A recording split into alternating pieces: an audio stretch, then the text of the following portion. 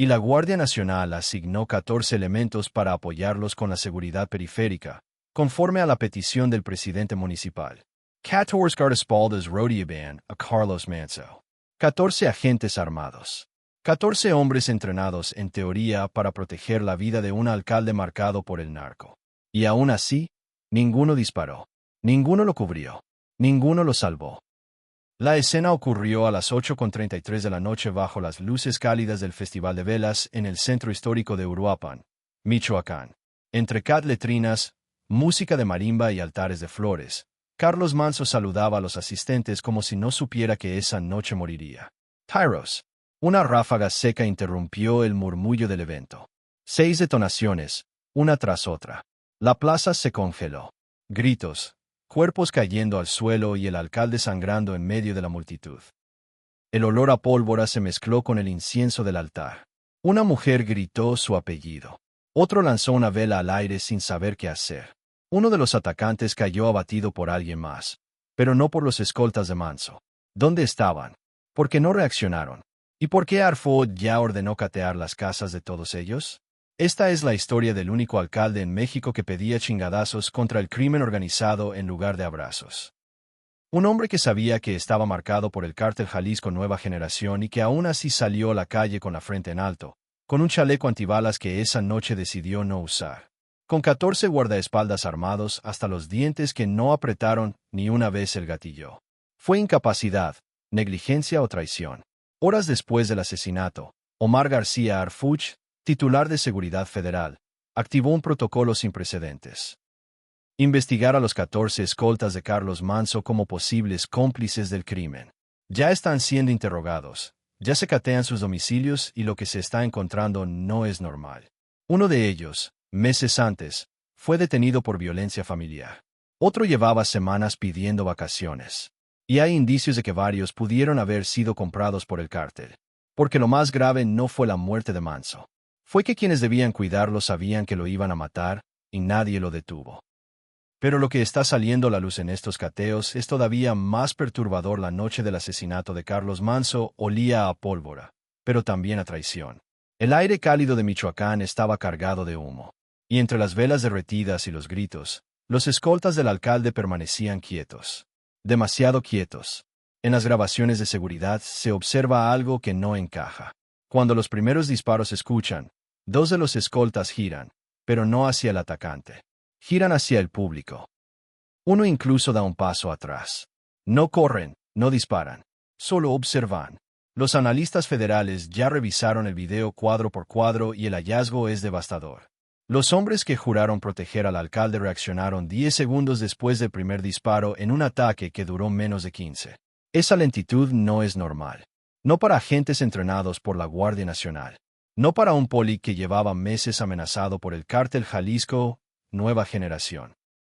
Harfuch lo sabe y por eso ordenó la investigación más incómoda de su gestión. 14 domicilios de escoltas cateados de forma simultánea.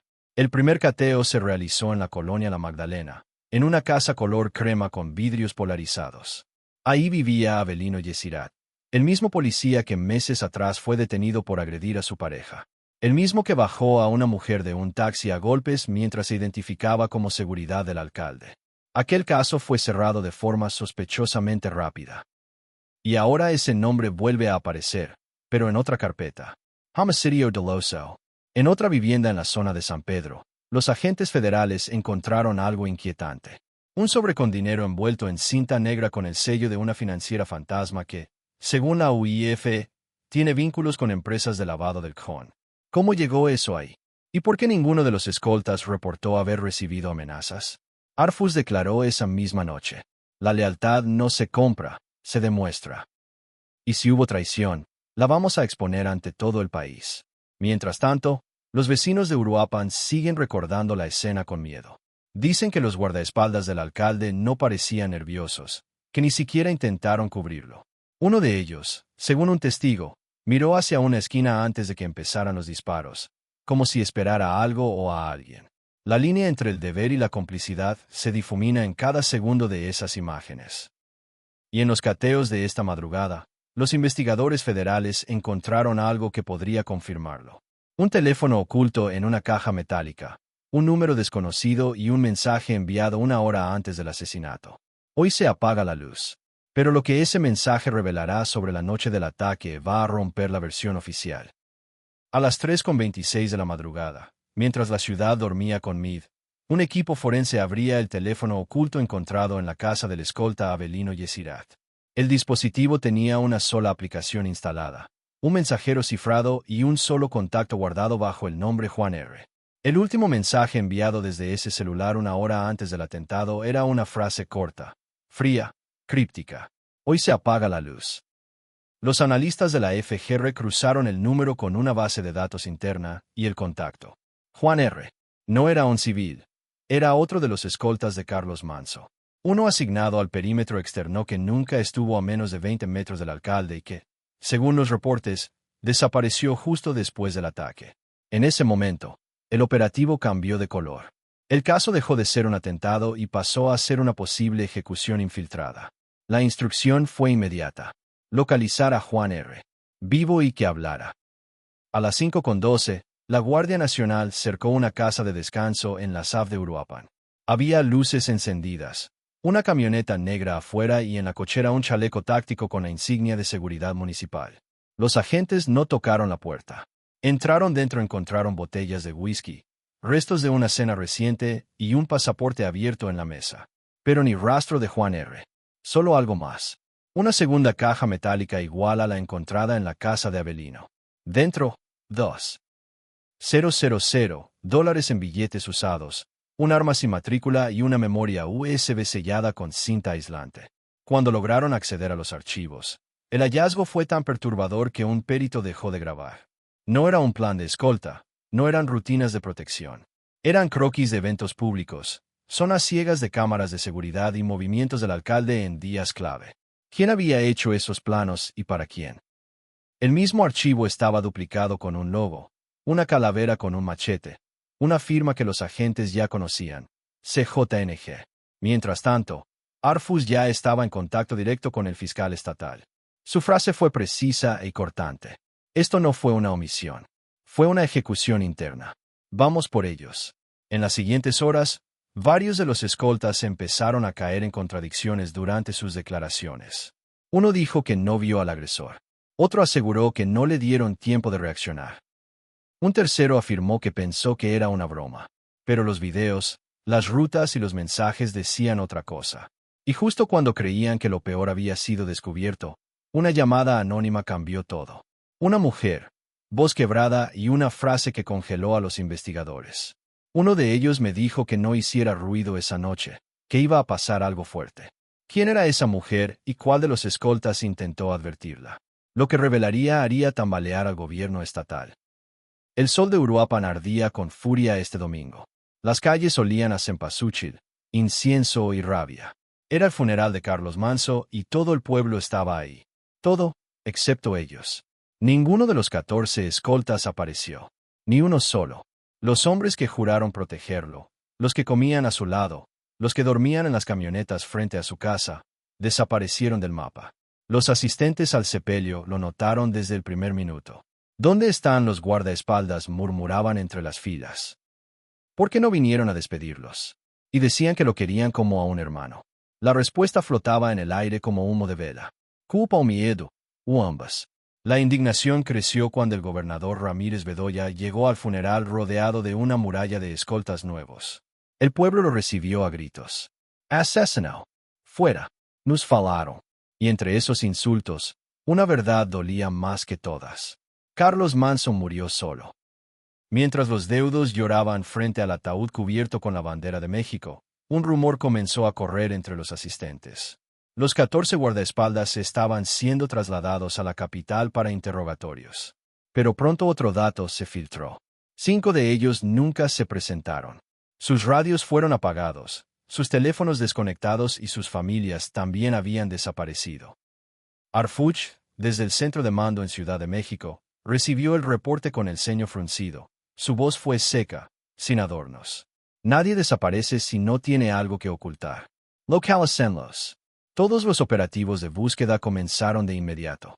Rastreos por GPS, órdenes de localización, vigilancia digital. Pero los movimientos de los escoltas eran extraños. Dos cruzaron casetas hacia Colima la madrugada posterior al atentado. Otro apagó su geolocalizador y fue visto por última vez en un retén abandonado rumbo a Patzingán. Y uno más retiró dinero en efectivo de una cuenta recién abierta a su nombre con un depósito por 500,000 pesos. El enojo crece en Uruapan. Los vecinos han pintado las paredes del ayuntamiento con frases que duelen. Nos matan a los valientes, 14 cobardes. Anejo, la ausencia de los guardaespaldas no es solo física, es simbólica. Cada silla vacía en el funeral es una pregunta que el pueblo no deja de repetir. ¿Los compraron, los amenazaron o simplemente lo entregaron? Porque en un país acostumbrado al silencio, el gesto de no presentarse al entierro es una confesión. Medenza. Y mientras el féretro bajaba al suelo, una mujer gritó entre sollozos que Dios los reciba porque los hombres lo traicionaron. Nadie respondió, solo el sonido de las palas, solo el eco del dolor. Y al fondo un helicóptero sobrevolando, bajo la señal de que Arfuch ya estaba en camino. Porque en ese preciso instante, mientras la tierra cubría el ataúd del alcalde, comenzaban los primeros cateos simultáneos en las casas de los escoltas. Y lo que los agentes hallaron en la primera no estaba en ningún informe oficial. 5 cateos, 5 viviendas, 5 mundos ocultos que el uniforme de escolta no dejaba ver. A las 8:42 de la mañana los operativos comenzaron coordinados desde la Ciudad de México por órdenes directas de Omar García Arfuch. Los equipos tácticos ingresaron sin previo aviso en los domicilios de 5 escoltas identificados como zona de riesgo alta. La instrucción fue clara. Revisen todo, no queremos nombres, queremos vínculos. En la primera casa, ubicada en la colonia Río Volga, lo que encontraron fue una pista que no deja lugar a dudas. 2 sobres con dinero sellados con cinta negra, y cada uno con un nombre a favor. Entrega completa, BIN 9 octubre. Dentro, 30,000 pesos en billetes consecutivos. La fecha, 3 días antes del asesinato. Y debajo de uno de los sobres, una hoja doblada con las siglas CJ. En la segunda casa, en la zona de la Mora, los agentes encontraron algo más inquietante. Una mochila escolar con compartimentos ocultos dentro. Una radio de comunicación militar, un chip internacional y lo más perturbador, una credencial clonada de Guardia Nacional con un nombre falso. Los expertos de inteligencia no tardaron en hacer la conexión. Ese mismo nombre había sido detectado en un operativo meses atrás en una célula del CJNG en Aguililla. Coincidencia imposible. En otro de los cateos, el hallazgo fue todavía más delicado. Un calendario marcado a mano con días señalados como evento 1. Riesgo alto, fase luz y desconexión. El 1 de noviembre, día del ataque a Carlos Mance, estaba subrayado en tinta roja. Los peritos comenzaron a trazar un mapa mental y lo que emergió fue una ruta interna de infiltración. Una estructura silenciosa dentro del propio esquema de protección del alcalde. Cada elemento con un rol. Uno controlaba los accesos, otro alteraba los informes de riesgo, uno más gestionaba las rutas de traslado. Era una red no improvisada diseñada mientras tanto. Arfuch recibía el primer informe consolidado en la sede de inteligencia táctica. Lo leyó completo, sin interrumpir y al final solo dijo una frase. Esto no fue una falla. Fue una ejecución por diseño. La pregunta ahora es otra. ¿Quién más sabía? ¿Quién dio la orden? ¿Y hasta dónde llegan los tentáculos del cártel dentro del aparato de seguridad? Porque mientras los cateos continuaban, uno de los agentes abrió una caja fuerte empotrada. No había armas. No había dinero. Había algo peor. Una lista. Nombres, cargos, horarios y un encabezado escrito a mano. Puntos vulnerables. Alcaldes próximos. Y al fondo del documento, otro nombre tachado con tinta roja. Un nombre que nadie esperaba. Uno que podría estar marcado para ser el siguiente. La lista hallada en la caja fuerte era solo el principio. Lo que vino después rompió el piso bajo los pies de la fiscalía. Una base de datos fue cruzada esa misma tarde por el equipo de inteligencia federal. Nombres, CURPS, expedientes, antecedentes. El verificar que todos los escoltas de Carlos Manso fueran quienes decían ser. Pero uno no coincidía. Uno tenía inconsistencias en su acta de nacimiento, otro en su historial militar. Y un tercero simplemente no existía. No había registro, ni RFC, ni historia en el sistema nacional. Solo un nombre falso, una cédula clonada y una fotografía real captada en un operativo del ejército hace un año en Jalisco. El mismo rostro, la misma barba, el mismo hombre. Solo que en ese operativo no era escolta. Era sicario detrás de un convoy del Secoto NG en Tepalcatepec. La revelación fue un golpe brutal. Uno de los protectores de Manso había sido un operador activo del cártel y nunca fue capturado. Desapareció esa noche y meses después apareció como parte de su seguridad personal, con uniforme, arma oficial y acceso diario al alcalde. El rostro fue identificado como Ramiro N., alias El Roca, un hombre que, según los informes militares, había sido entrenado por el propio cártel en técnicas de infiltración. Su especialidad: fingir lealtad, construir confianza, esperar el momento. Carlos Manso confiaba en él. Era uno de los pocos escoltas que lo acompañaban a operativos nocturnos. El mismo que le abría la puerta de su camioneta, el que tomaba fotos junto a él en los eventos y el que esa noche desapareció 2 minutos antes del primer disparo. Cuando el informe llegó a manos de Arfuch, su reacción fue inmediata. Golpeó la mesa y dio una orden que no dejaba espacio a dudas. Código rojo. Este caso ya no es municipal, es nacional. Activen la red de captura. Ya desde ese momento la cacería comenzó. No de sicarios comunes, sino de infiltrados con uniforme. Porque si uno lo logró, podían haber más. Y en la revisión ampliada de antecedentes surgió otro nombre. Un segundo escolta. Misma historia, identidad manipulada, historial militar reciclado y conexiones con una red de financiamiento ilegal. 2 infiltrados dentro del mismo equipo con acceso total a la rutina del alcalde. La pregunta ya no era si fue una traición, sino quién los colocó ahí. ¿Fue alguien desde adentro del gobierno estatal, una omisión criminal o una red de complicidad mucho más arriba? Porque mientras Arfus preparaba el siguiente operativo, una llamada anónima llegó a la línea de inteligencia. La voz era temblorosa, masculina y dijo solo esto: el que los metió trabaja en Palacio de Gobierno. Esa afirmación podría desencadenar la mayor purga política de los últimos años. Este domingo, 2 de noviembre, mientras los habitantes de Uruapan llenaban panteones con veladoras y papel picado, otra procesión más silenciosa se abría paso en las calles secundarias. No eran dolientes, eran agentes. No llevaban flores, llevaban órdenes de cateo firmadas por la FGR, coordinados por el equipo de inteligencia de Arfus. Al menos 7 viviendas fueron intervenidas desde las primeras horas del día, todas con un mismo objetivo: rastrear posibles vínculos entre los escoltas del alcalde asesinado y el crimen organizado. Lo primero que llama la atención en estos operativos es lo que no se encuentra. Muchos de los domicilios estaban vacíos, demasiado limpios, demasiado organizados, como si hubieran sido evacuados con anticipación. En un departamento del fraccionamiento Los Olivos, los agentes hallaron algo que los congeló. Una caja fuerte abierta, vacía y sin marcas. Pero en la esquina del cuarto, entre ropa sucia y papeles olvidados, apareció una evidencia menor en apariencia, pero reveladora. Un llavero con el logo de una empresa de seguridad privada, ya clausurada por nexos con el cejo NNG en Apatzingán. Un recuerdo o un rastro que nadie pensó que quedaría atrás. En otro cateo en la colonia Revolución, el hallazgo fue todavía más sospechoso. Un par de botas tácticas con número de serie raspado, una mochila con documentos personales de otra persona y una carpeta negra con recortes de prensa donde aparecía Carlos Manso y marcas rojas sobre su rostro. ¿Qué hacía eso en casa de un escolta? ¿Quién recopila notas de su propio protegido como si lo estudiara? Los vecinos comienzan a hablar, con miedo, pero hablan. Dicen que algunos escoltas no vivían ahí hasta hace pocos meses, que otros salían de madrugada con camionetas prestadas y que una vez uno de ellos fue visto entregando sobrecerrados a sujetos sin uniforme. Todo eso antes del asesinato. El ambiente en Uruapan es irrespirable. Hay un sentimiento que no se puede ocultar.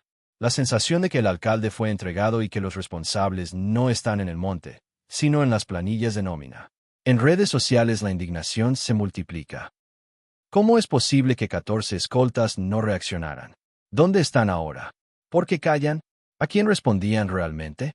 Arford no ha dado un nuevo mensaje aún, pero fuentes cercanas al operativo aseguran que los cateos no terminarán hoy y que el siguiente paso será revisar las finanzas de cada escolta y sus familiares. Porque en un país donde un sobre con dinero puede más que un juego juramento, la traición se esconde en el uniforme. Y mientras los agentes se preparan para ingresar a una última propiedad ubicada en las afueras de Tingambato, uno de ellos lanza una frase que captura el miedo de todos. Si aquí también hay rastro del cártel, ya no hay duda de nada. Pero lo que van a encontrar tras esa puerta podría conectar este caso con algo aún más grande. La muerte de Carlos Manso ya no es solo un crimen. Es una grieta, una herida abierta en la conciencia de un país cansado de funerales con honores, pero sin justicia. Desde la madrugada, medios nacionales, columnistas, activistas y miles de ciudadanos han lanzado la misma. ¿Cómo es posible que 14 guardaespaldas no hayan podido proteger a un solo hombre? La presidenta Claudia Sheinbaum lamentó el asesinato con un mensaje institucional prometiendo que no habrá impunidad. Pero en redes sociales, la respuesta fue brutal.